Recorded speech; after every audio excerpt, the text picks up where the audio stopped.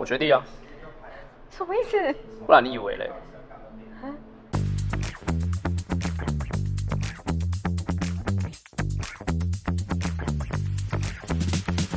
原廠之所以會在 Kodiaq 上面配置 1.5 TSI 這樣子的動力選擇，其實是考量不同情境使用的消費者。因為有一些人他可能擁有大空間需求，但是多數平常上下班都是一個人。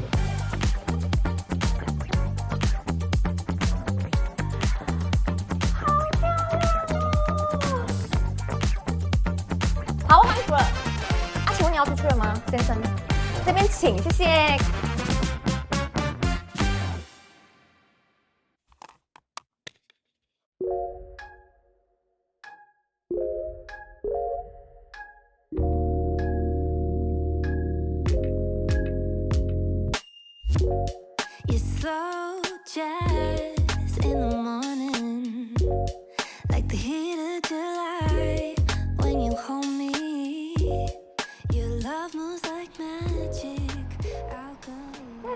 其實昨天你不就有跟我說1.5的動力跟2.0還是會有不一樣，可是我就會疑問一件事，照理說以入門款來講，可能會跟2.0還是會有一些配置上或外觀上的差異，但我居然在 Kodiaq 上沒看到我覺得這可以說是 Škoda 最引以為傲的一件事，讓每個級距的車款配置都非常的接近。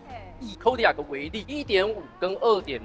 两個車型比較大的差異，其實就只有在輪圈上面。也就是說 ，1.5 的車型配置的是18寸的 Solera 輪圈，但是我們對於 Kodiaq 熟悉的一些配置，譬如頭燈裡面會擁有冰晶鍵石，車尾擁有冰焰紋，這樣子的配置也同樣完整呈現。另外 ，Matrix LED 2.0 智慧複眼頭燈，甚至金鑽鏈燈組車頭護罩，在這輛車上面也是完整保留。所以，我們對於 Kodiaq 最熟悉的所有印象，1.5车型都是完美的呈现。哇，难怪我不觉得它有什麼差異耶，就很像是高階版的概念，幾乎可以說是只有動力上面會不太相同。對。那值得一提的是Kodiaq 車系提供了多達8種顏色，讓大家可以選擇。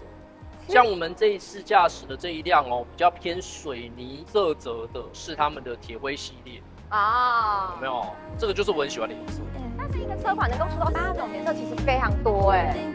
哇，選擇很多，很棒。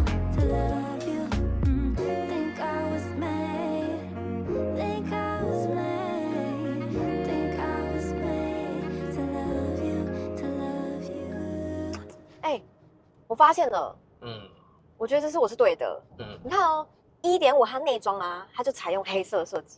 那如果是2.0呢，就是棕色設計，對不對？當然不對啊！不是嗎？怎麼可能會那麼簡單就讓你分辨呢？Škoda 最有誠意的一件事情就是，即便是1.5車型內裝都有2種選擇，除了我們這一次所做的這款鑰匙黑之外，酒棕色也是可以選擇的搭配。也就是說，車主想要什麼顏色，Škoda 就可以給你什麼顏色。入門車款也可以選，很不可思議哎，是不是？就真的給好給滿呢？對呀。而且不是只有這樣你有沒有看到它特別採用了 X 滾邊縫線那種細緻的操作，再加上下方還擁有 Škoda 特別開發的天鵝絨灰飾板，這個就只有 Škoda 的車款上面才有，驗明正身，只要你看到就知道這個是他們家的獨家配方。的確，這樣搭配起來更有層次，內裝就不會看起來很無聊。而且我覺得更棒的一件事情就是像這一次駕駛的這一款冠軍榮耀版。雙前座 Ergo 人體工學雙前座深層通風按摩座列為標配，你就會覺得整個 1.5 TSI 的戰鬥力不僅變得更加的滿點，而且也相當的全面。的確，就會用很入手的價格就可以得到最尊榮的享受。所以為什麼昨天我會說魔鬼藏在細節裡？因為你仔細細品嘗，就可以發現 Škoda 在這上面的用心。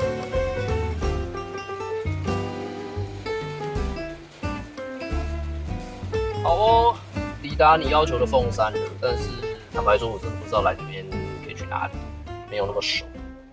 是也沒那麼熟，沒錯。可是我們開着冠軍中人版的車子，就是要走一個爭奪冠軍之路啊！聽起來好像很厲害，但是鳳山有什麼征途冠軍之路？等一下你就知道了，你會喜歡的啦。哦，好啊，所以我们现在在附近的进停車场，那我就要來停車嘍。停啊，差不多很多車位吧。很多車位，但這個時候呢，因為平常我開車很少會用這樣子的功能，但是我認為有示範給你看的必要，也就是 IPA 智能停車輔助系統。智能輔助停車系統，你看一下哦，熒幕上面有一個 P 鍵，按下去之後呢，它就可以進行自動停車，掃描到旁邊的車格，這輛車就可以自己停進停車格內。1.5的 TSI 居然也有這個功能，沒錯。給的很好哦，超級大。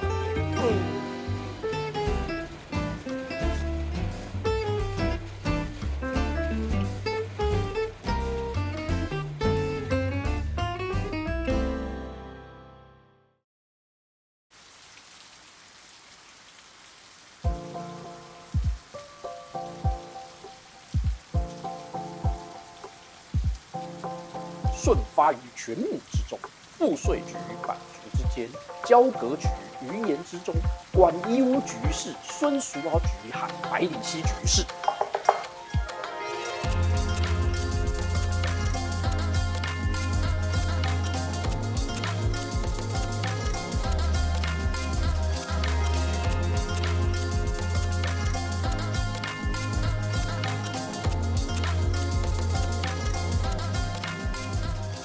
在講，你沒有在聽嘛？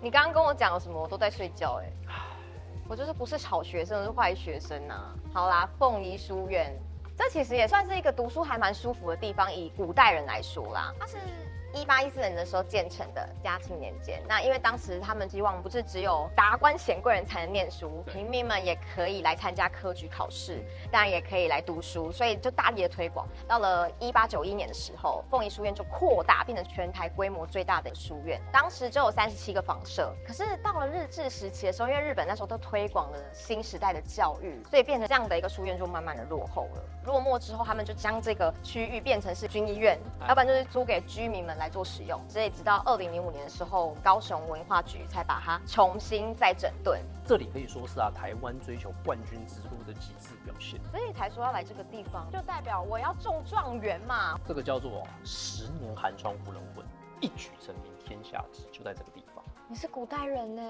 真很適合哎，你留在這裡啦。似乎者也不過就是剛好而已，很難嗎？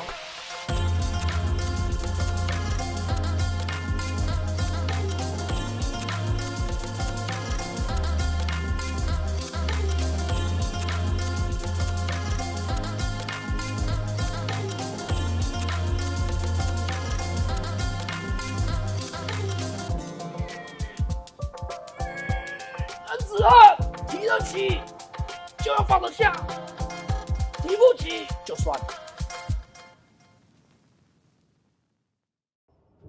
我這樣看完這樣書院，我發現我真的很不適合當古代人哎，因為我很難想象我要從這麼遠的地方來到這個地方去考試，你知道嗎？然後在那個環境之下，我真的無法接受哎，好辛苦。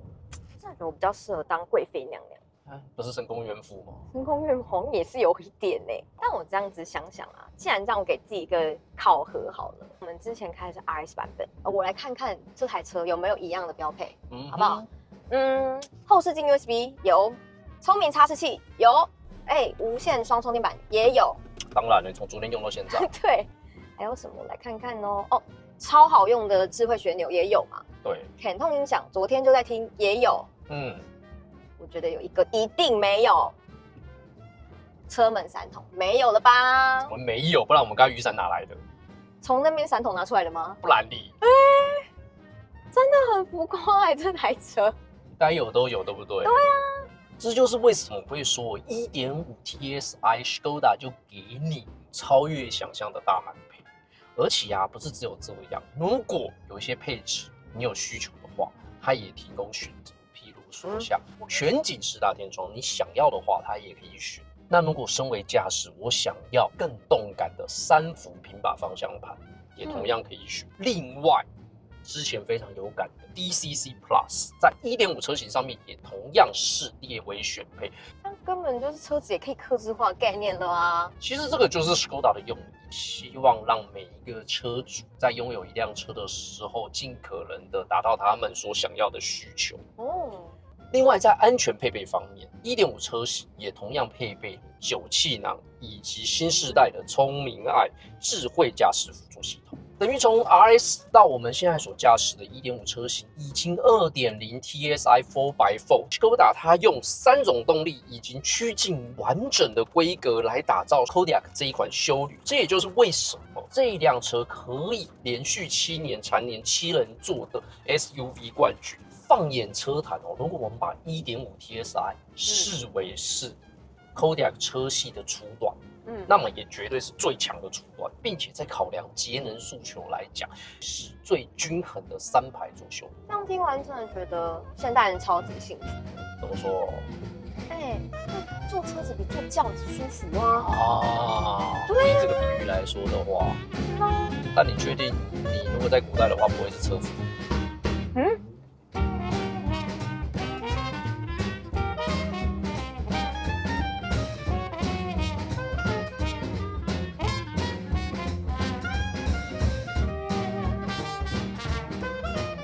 好啦，那这趟旅程下来呢，其實簡單來分享，就是其實我們試駕過的這2台車款呢，我自己是覺得像是上次我們試駕的 RS 啊，它比較是具備跑格啊跟性能。這次我們試駕的 1.5 TSI 啊，比較具備可以解決我們生活痛點的一輛車款，居然也是有滿滿的配備給大家，這點是我覺得還蠻吸引我部分。那當然這次的旅程下來，我們吃飯啊，這次吃的餐廳Dinu就可以感受到哦，它原味啊，可以把它做成這麼高級的感覺。那另外一個呢，我們就住了誠毅酒店嘛，從高空俯視到整個港灣，有一種高人一等的感受。那另外一個呢，就是我們來到了鳳儀書院，感受到哦，當時的舉人很認真啊，想要拔得頭籌。這次我們真的把冠軍這2個字體驗得淋漓盡致。他剛剛那個打水的怪人別消失